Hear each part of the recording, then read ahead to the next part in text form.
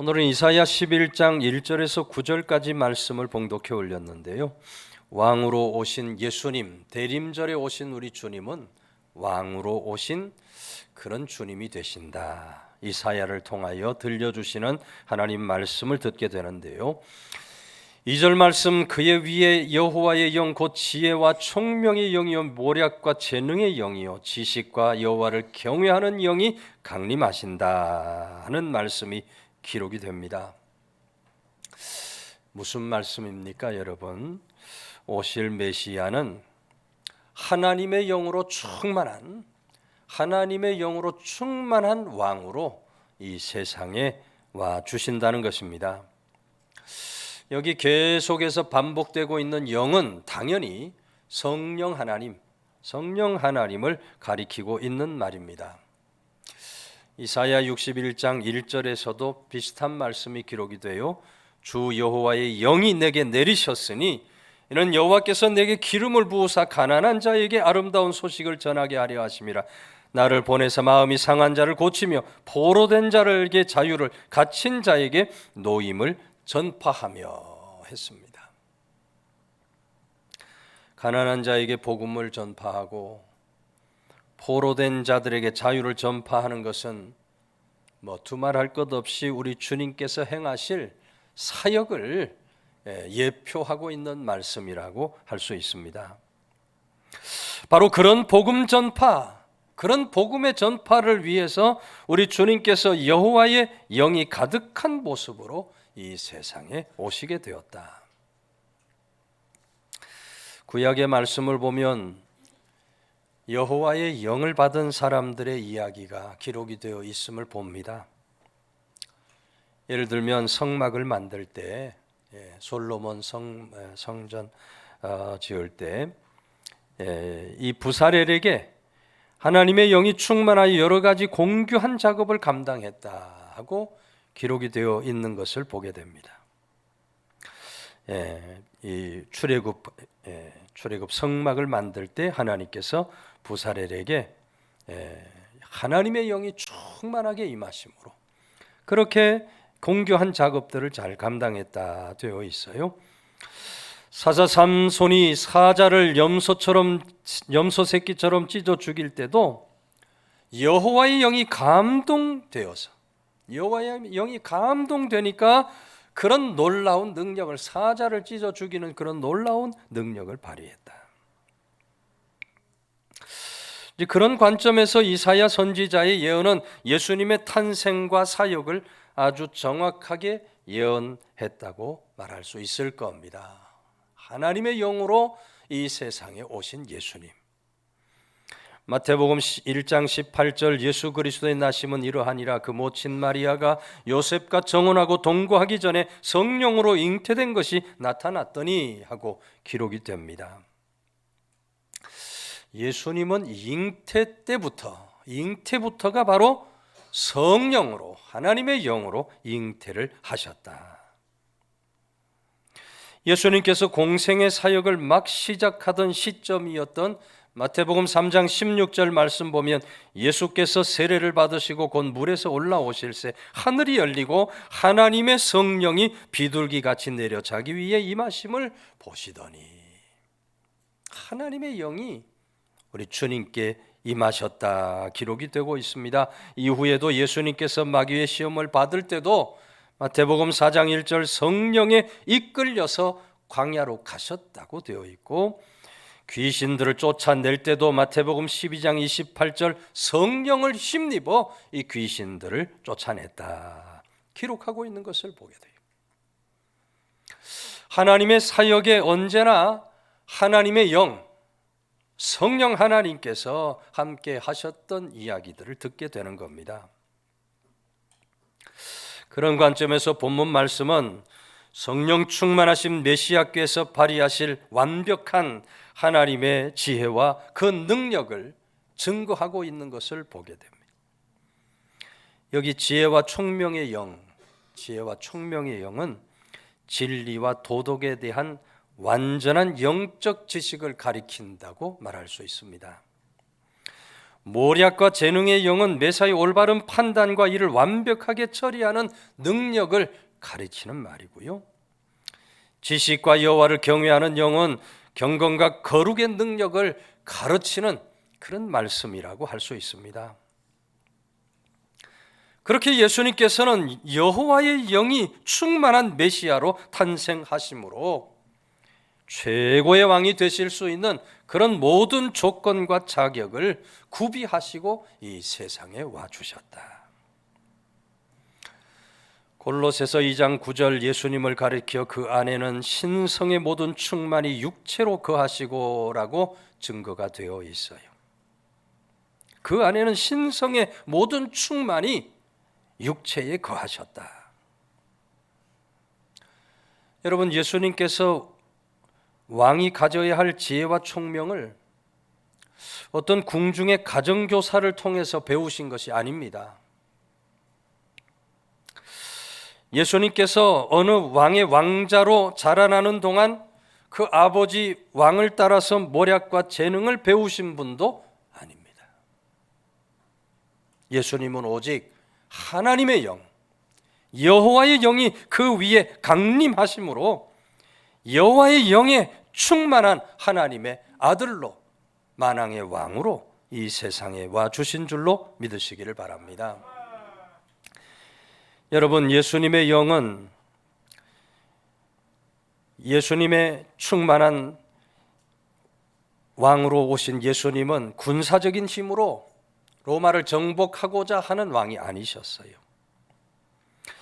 예수님은 오히려 그 왕의 권세 있는 말씀으로 사람들의 마음과 영을 다스리셨던 그런 왕이십니다. 예수님은 병든 자를 고치시고 귀신 들린 자 자유케 하시고 죽은 자들을 살려내셨어요. 배고픈 자들 먹이시고 억압받는 자들에게 자유를 선포하셨습니다. 가난하고 소외된 자들에게 다가가 저들의 눈물을 닦아주시고 죄인이라고 손가락질 받던 저들에게 용서와 사랑을 베풀어 주셨어요. 심지어 우리 주님은 폭풍 몰아치는 바다 위에서 잠잠하라 고요하라 하시며 자연마저도 다스리시고 통치하셨던 왕이심을 보여주고 계시는 것을 보게 되는 겁니다. 왕이신 예수님의 통치는 세상적인 힘과 유세로 하신 통치가 아니라 오직 사랑과 섬김의 통치. 우리 주님은 섬기기 위해서 이 땅에 왔다. 그렇게 오신 예수님은 십자가에서 마귀 사탄과 영적 싸움에서 승리를 거두시고 우리를 죄와 사망에서 건져 구원해 주시는 그런 참된 왕, 만왕의 왕의 모습을 보여주신 줄로 믿으시기를 바랍니다. 오늘 대림의 절기를 지나가면서 우리 모두 하나님의 영으로 충만하심으로 이 세상에 만왕의 왕으로 와주신 우리 주님 앞에 감사와 찬송과 영광을 올려드리며 나아가는 대림의 성도들이 다 되시기를 주의 이름으로 축원해 드립니다. 3절에서 5절 말씀은 그가 여호와를 경외함으로 즐거움을 삼을 것이며 그의 눈이 보이는 대로 심판하지 아니하며 그의 귀에 들리는 대로 판단하지 아니하며 공의로 가난한 자를 심판하며 정직으로 세상에 겸손한 자를 판단할 것이며 그의 입에 막대기로 세상을 치며 그의 입술의 기운으로 악인을 죽일 것이며 공의로 그의 허리띠를 삼으며 성실로 그의 몸의 띠를 삼으리라. 여러분, 우리 주님은 3절의 말씀처럼 눈에 보이는 대로 심판하지 아니하시는 주님이십니다. 귀에 들리는 대로 판단하지 않으시는 주님이셔요. 세상을 다스리는 세상 일반적인 왕들은 보이는 대로 다스리고 귀에 들리는 대로 판단하며 나라를 이끌어 갑니다. 그래서 이 왕들이 자기 눈에 닿지 않는 곳에 어떻게 합니까? 자기 눈에 닿지 않는 곳에는 관리들을 파송해 가지고 그 관리들을 통해서 이야기를 듣고 통치를 하는 겁니다. 자기 귀에 들리지 않는 사건들은 어떻게 합니까? 신하들의 그 이야기, 그 보고를 통해서 자기 귀에 들리지 않는 것들을 들으면서 나라를 다스리고 통치합니다. 그러나 그렇게 눈과 귀의 감각에 의존해서 판단하고 통치할 때 그 안에서 여러 가지 오해가 생기고 여러 가지 시행착오가 발생할 수밖에 없어요. 그런데 오실 우리 주님은 세상의 왕과 다르게 눈에 보이는 대로 심판하지 않고 귀에 들리는 대로 판단하지 않는 주님이 되신다. 우리 주님은 3절의 기록처럼 여호와를 경외함으로 즐거움을 삼는 왕이 되신다 했어요. 이어지는 4절 말씀은 공의로 가난한 자를 심판하며 라고 기록합니다. 공의로 가난한 자를 심판한다 하는 말은 가난한 자를 위해서 아주 공의롭게 재판을 해준다는 의미를 가진 말이죠. 예수님께서는 말씀처럼 심령이 가난한 자에게 천국을 내어주시는 그런 좋으신 왕이 되십니다. 또 정직으로 세상의 겸손한 자를 판단하실 것이다 했어요. 예수님은 그와 같이 마음이 온유한 자에게 땅을 기업으로 주시는 왕으로 이 세상에 와주신 겁니다. 이 세상의 대통령들은 선거할 때마다, 대통령이나 총리들은 선거할 때마다 공약을 내걸죠. 그 공약 가운데 대표적인 것이 서민과 약자를 위해서 공의로운 통치를 하겠다는 것입니다. 그러나 실제로 대통령이나 총리가 되면 그 잘 시행을 못해요. 정말 서민과 약자를 위해 공의로운 통치를 하느냐? 그렇지 못한 것들을 우리가 많이 보게, 그 참 헛된 약속이었구나. 그러나 여러분, 우리 주님은 약속하신 그대로 약자를 위한 공의의 통치를 베푸시는 주님이신 줄로 믿으시기를 바랍니다. 4절 말씀 보면 입의 막대기와 입술의 기운으로 세상을 치며 악인을 죽이는 그런 공의를 베풀어 주실 것이다. 여러분, 악인이 제대로 처벌받지 못하는 세상, 악인이 제대로 처벌받지 못하는 사회, 얼마나 여러분 답답한 사회가 세상이 될 것입니까? 악인들이 득세하고 의인들이 핍박을 받는 그런 나라는 한마디로 살맛 나지 않는 그런 나라가 되고 말 것입니다. 그러나 우리 주님이 오셔서 세우시는 나라는 절대로 그런 일이 일어나지 않는다. 그 입에 막대기로 세상을 치고 입술의 기운으로 악인을 죽일 것이기 때문이라고 말씀하고 있어요. 여기 입술의 기운이라 하는 말은 왕의 입에서 선포되는 공의로운 법을 가리킨다고 되어 있고, 입의 막대기는 왕의 입에서 나오는 선고가 모든 악인을 엄중히 처벌할 것을 가리킨다고 되어 있어요. 그러니 여러분, 그런 나라에서 어떻게 악인이 득세할 수 있겠습니까? 악인이 득세할 수 없어요. 우리 주님의 공의로우심 앞에 악인은 반드시 진노와 심판에 처해지게 되는 것입니다. 우리 주님은 5절의 말씀처럼 공의로 그 허리띠를 삼으시고 성실로 몸의 띠를 삼으시는 그런 공의로운 통치자 왕이 되시는 줄로 믿으시기를 바랍니다. 중국의 삼국지 시절 조조가 나라를 다스릴 때입니다. 봄날만 되면 조조의 군사들이 술을 먹고 말을 탄 채 보리밭과 밀밭을 뛰어다니면서 전쟁 놀이를 하는 겁니다. 백성들이 어렵게 지은 농사가 다 망가지게 되는 거예요. 너도 나도 낙심하여 농사 지으면 뭐하나, 농사를 지으려고 하지 않아요. 그런 이야기를 들은 조조가 이제부터 지위 고하를 막론하고 술 먹고 말 탄 채 밀밭이나 보리밭에 들어가는 군인은 극형에 처하겠다 하고 엄명을 내립니다. 그런데 그 엄명을 처음으로 어긴 사람이 누구예요? 조조가 가장 먼저 그 명령을 어기는 겁니다. 어느 날 술에 취해서 말을 타고 가는데 그만 이 말이 습관적으로 보리밭으로 뛰어들어서 밭을 망가뜨려 놓은 거예요. 뒤늦게 술 깨어서 보니까 그런 상황이 벌어졌어요. 조조가 신하들이 보는 앞에서 사형틀에 자기 목을 얹고 당장 내 목을 쳐라 하고 얘기를 합니다. 신하들이 깜짝 놀라는 거예요. 아니 군주가 자기 목을 치라고 하니까 얼마나 놀랄 일입니까? 주변에 서 있던 백성들도 크게 놀라며 극구 만류를 합니다. 극구 만류를 해서 간신히 조조 대신에 말의 목을 치는 것으로 문제를 수습했다 그래요. 그런 조조의 솔선수범하는 공의로운 자세에 감동을 받은 군인들이 다시는 술에 취해서 밀밭이나 보리밭에 들어가지 않게 되었다는 그런 역사적 이야기를 듣게 되는 거예요. 땅의 공의가 무엇인가 하는 것을 잘 보여주는 이야기가 아닐 수 없어요. 여러분, 오늘 우리 주님도 그와 같이 공의로운 통치의 왕이 되시는 줄로 믿으시기를 바랍니다. 이 땅에 공의를 이루어내실 그런 좋으신 왕으로 대림의 절기 우리 주님께서 이 세상에 와주신 거예요. 오늘도 한번 인사하겠습니다. 옆에 있는 분, 공의로우신 주님께 감사하며 삽시다.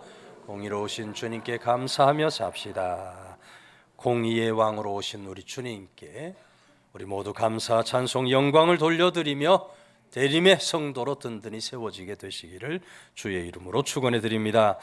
6절에서 9절까지 말씀은 그때의 이리가 어린 양과 함께 살며 표범이 어린 염소와 함께 누우며 송아지와 어린 사자가 살찐 짐승 함께 있어 어린 아이에게 끌림, 암소와 곰이 함께 먹으며 그것들의 새끼가 함께 엎드리며 사자가 소처럼 풀을 먹을 것이며 젖먹는 아이가 독사의 구멍에서 장난하며 젖된 아이가 독사의 굴에 손을 넣을 것이라. 내 거룩한 산 모든 것에 에됨도 없고 상함도 없을 것이니 이는 물이 바다를 덮음같이 여호와를 아는 지식이 세상에 충만할 것입니다. 여러분, 하나님께서 천지를 창조하실 때 하나님 천지 창조하셨을 그때는 모든 것이 완벽했습니다. 완전한 하나님의 나라였어요. 그런데 인간이 죄를 지음으로 인해서 인류와 세상이 저주에 빠지게 됩니다. 사람과 사람 사이에, 동물과 동물 사이에 약육강식이 생기게 돼요. 싸움이 일어나고 죽임이 일어나고 무질서, 미움, 시기, 다툼 등이 생기게 된 겁니다. 그런데 오늘 하나님 말씀은 6절 이하의 말씀 보면 이리가 어린 양과 함께 거하고 표범이 어린 염소와 함께 누우며 암소와 곰이 함께 먹으며 사자가 소처럼 풀을 먹을 것이다. 천적이었던 동물들까지 서로 사이좋게 공존하는 그런 나라가 세워지게 된다. 원래 에덴 동산 하나님께서 사람에게 채소와 열매를 먹도록 해주셨습니다. 모든 짐승들도 푸른 풀을 식물로 삼게 해주셨어요. 초식만 있는 그런 평화로운 상태가 바로 에덴 동산입니다.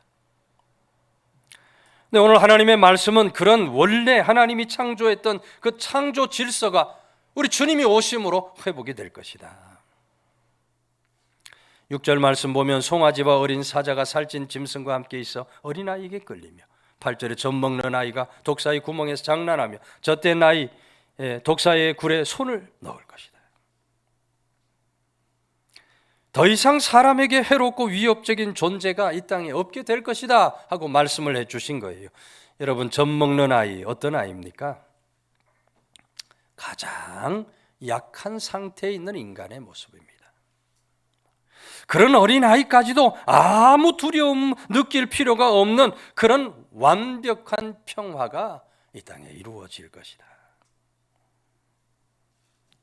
오늘 우리 주님은 그런 이상향의 행복을 가져다 주시는 그런 만왕의 왕이 되시는 줄로 믿으시기를 바랍니다. 성 프란시스를 우리가 잘 압니다. 성 프란시스가 굿비오라고 하는 마을에 들어가서 머문 적이 있었습니다. 이 굿비오 마을, 밤마다 늑대가 나타나서 마을의 가축들뿐만 아니라 사람들까지 해치는 겁니다. 사람들까지 해치니까 늑대가 두려움에 떨던 사람들이 하나둘씩 마을을 떠나기 시작을 해요.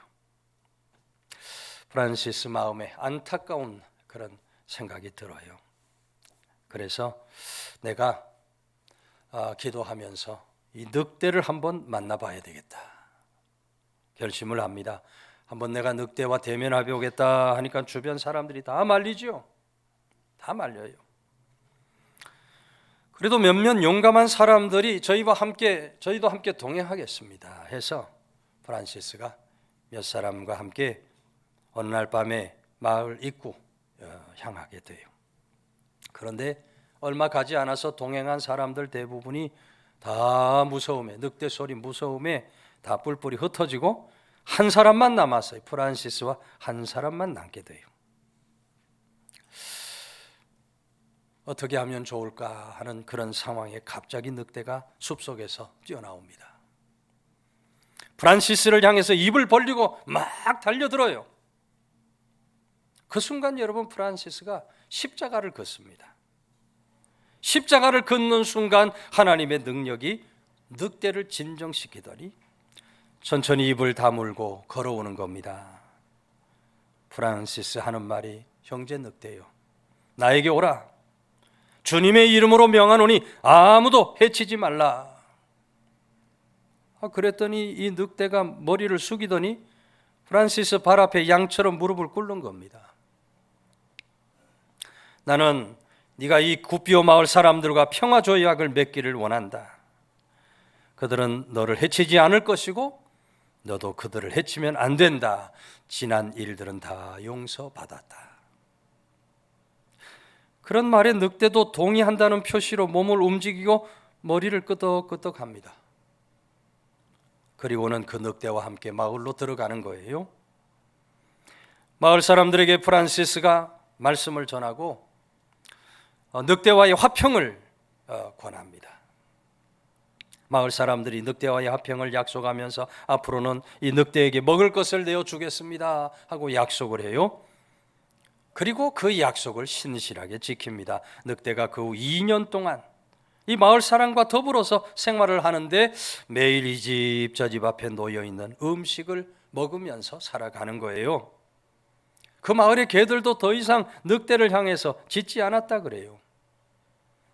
늑대가 나이 들어 평화의 숨을 거두게 되었다고 하는, 믿지 못할, 믿기 어려운 그런 이야기를 우리가 듣게 돼요.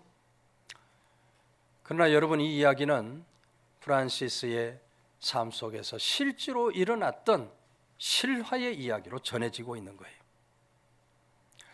여러분, 어떻게 그런 일이 가능할 수 있겠습니까? 예수 그리스도의 십자가와 사랑이 늑대와도 형제가 될 수 있는 세계를 만들어내게 된 줄로 믿으시기를 바랍니다.